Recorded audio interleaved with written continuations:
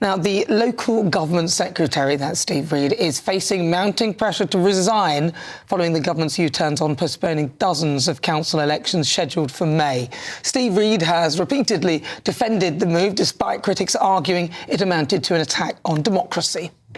And it's not denying democracy. You know, I believe strongly. That's what critics say, though. They say it is. Of course they do, but they're wrong. They're wrong. It's speeding up elections to the new councils that will replace the councils that are being closed down. And I think that is sensible. We're looking at councils that will be there for the long term. I can't take him seriously after that little scrap that he had with Camilla about how many homes that Labour had built. Reform UK leader Nigel Farage has called on him to step down, and the Conservatives have also demanded that he resigns. Panel, should Steve go? Laila Cunningham. Yeah, I think so, because, you know, they've pushed the limits of executive power, and I think the most dangerous idea in politics that I've heard is that the voters can be sidelined or can be ignored, or a casual kind of let's just ignore democracy and do it when it's convenient. Institutions and governments, I think Labour has a difficulty in understanding, they're tools of democracy. They're not the masters of it. And when they start ruling the people and saying, you know, elections aren't going to go ahead, we're going to curb your speech, whatever, freedom becomes conditional. And that's when people say absolutely not. And I think that's why reform exists, because I think institutions like Labour or government tend to govern looking down on people, when actually the ultimate boss are the voters, and it should always be the voters. And I don't think that's how Labour views the voters. There's nothing more important than keeping your money and your identity safe online. And with so many VPN options available, choosing the right one can be pretty daunting. But this video's sponsor, ExpressVPN, is making the choice easier for GB News viewers. ExpressVPN is offering up to 75% off, plus 4 extra months free. That's top-level security from just £2.49 a month, and you're covered by their 30-day money-back guarantee. So just click the link in this video's description or scan the QR code now. Remember, when you're online, you are often sharing personal data, so hackers can steal your information, your passwords, your photos, and your bank details in just seconds.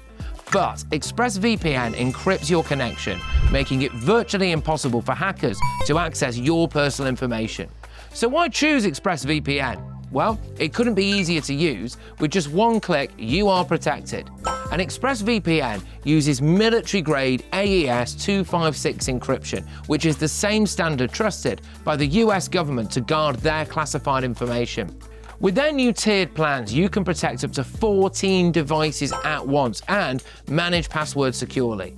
Live chat support is available 24/7, and it typically connects you in under a minute with a real person.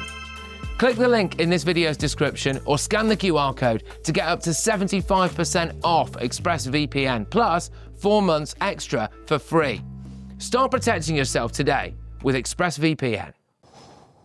I would fundamentally disagree with that. Having knocked on many doors asking Labour households their opinions on what their issues are, and often when I knock on those doors, I'll say, "Hello, yeah, I'm here for the council election, as you know, I'm your councillor," and they'll say, "Great, yeah, okay. Well, the potholes outside, they need sorting." I say, "Oh, sorry, that's the other council."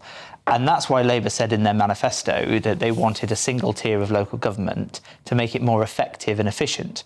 So that is a huge change that we're trying to bring through in quite quick order. Don't forget that we've got a lot of demand at the minute to bring change into materiality very quickly. Yeah, but not authoritarian change. Well, hold on. But that has been given assent. It was in the manifesto and the King's Speech bringing local government reform. It wasn't in the manifesto to council elections. That was not in the manifesto ever. In order to do that, there's been a huge onus on councils like mine who have had to do a lot of work alongside all their other services to actually deliver LGR and how this is going to happen. Part of that is going to be current councils to run elections for the new local government, however they may be, the new councils. So the choice was the MHCLG made the decision to consult with councils and say, do you have the capacity to run an election for your council that's going to be defunct in a year or two, as well as run an election for the new council and do all the work that's going to transfer all your responsibilities across? Do you have that? And they said, no. The problem is that elections aren't optional if you have the capacity or not. It's not. By the way, you know, we're thinking of doing elections next year. Do you think you can do it or not? And it's a belief that democracy can be paused or, you know, can be not happen if it's not convenient. And this fundamentally is about who has power. Right, and Labour believe that they have power. But no one's going to have any power. Those people aren't going to have power because their whole council is going to be dissolved. This is about who has power, right? Is it the ministers or the people? And what we're seeing with Labour is that ministers seem to think that they have the power and not people. Power should flow from the people up.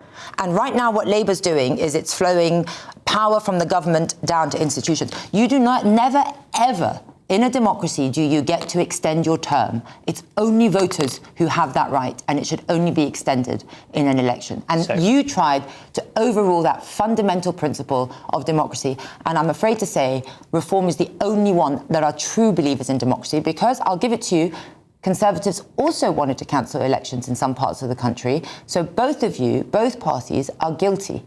Well, I'd say that democracy always starts within a party, and I'd be interested to know how Reform elects all of its candidates for its election. People are worried about national democracy. You've asked about democracy. Don't try. Well, don't try and deflect, because that's all Labour does is deflect. Parties do have to set an example on the type of democracy that they're going to enact in Parliament, and that is a legitimate question. If parties have to set an example, then how come all your ministers are mired in scandal? What kind of example are you setting to the public when you appointed?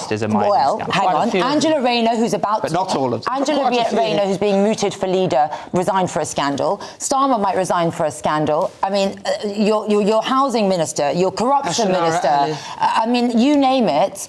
Your ambassador was best friends with the most prolific paedophile. What kind of example is the Labour Party setting for the country there? So, I can't speak for all those people who have done wrong and resigned.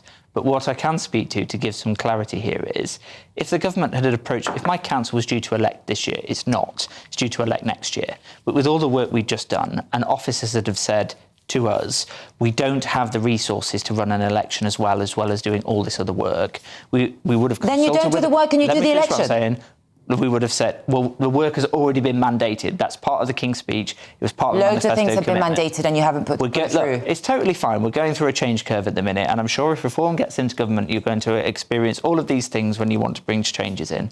But we're trying to bring this new layer of local government in, which is pretty much unprecedented. So the decision was to consult with councils and say, can you do it? The answer from many councils, not all different political persuasions. You basically ask people if they can extend their job. Your argument here is that we're denying democracy to people. Far from it. We're adding a new layer of democracy, which was going to elect earlier. So we weren't denying them democracy at all, because then why did you let's hear the because reason, those particular institutions that were about to go to election will soon be defunct. So the priority was going to be that the new layer of democracy would elect first. So why did you U-turn? If it's so reasonable, in your opinion, to cancel an election, why did the Labour government only when it was forced to, because it realised that it was actually illegal what it was doing? Because why did the government U-turn? Now using lawfare to take over. Hold on. You had no statutory right to cancel elections. No, you've been proven to be. That's been proven to be illegal. You're not allowed to cancel elections in that way. The bar wasn't high enough, and we all know that. Bob says, resign Reid immediately. Dennis says, why just Steve Reid? They're all complicit in this disaster. Robert says, Steve Reid does not have enough political clout to have made the cancellation of elections on his own.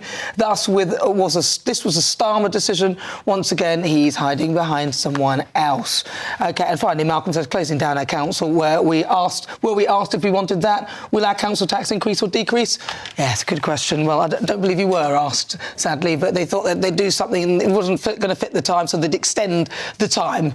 Well, listen, coming up, a mother from Gaza has successfully used ECHR, to win the right to move to Britain. Could this ruling now open the floodgates for more Palestinian refugees to follow?